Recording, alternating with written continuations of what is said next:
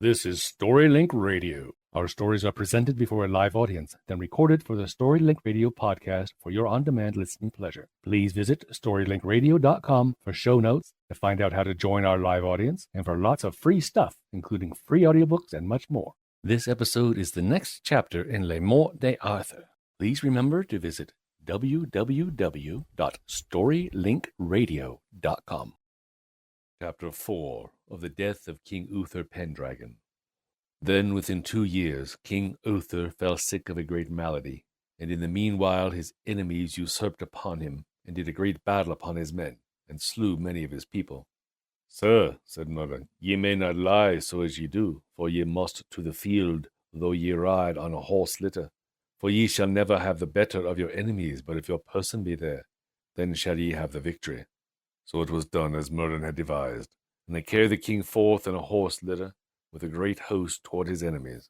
And at St. Albans there met with the king a great host of the north. And that day Sir Ulfius and Sir Brastias did great deeds of arms. And King Uther's men overcame the northern battle, and slew many people, and put the remnant to flight. And then the king returned unto London, and made great joy of his victory.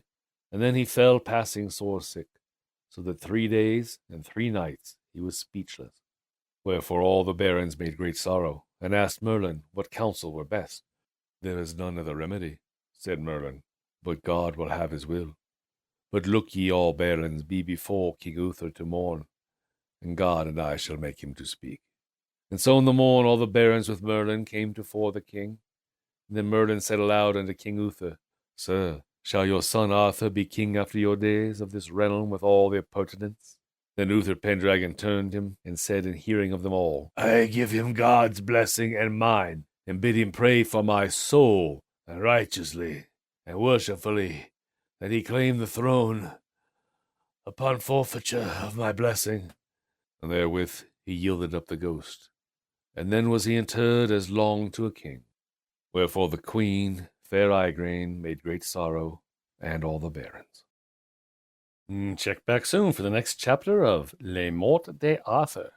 Thank you for listening to StoryLink Radio. If you like what you've just heard, we hope you will subscribe to our podcast and pass along our web address, www.storylinkradio.com. Be sure to visit our website for show notes, to find out how to join our live audience, and for lots of free stuff, including free audiobooks and much more. Join us next time for another story from StoryLink Radio.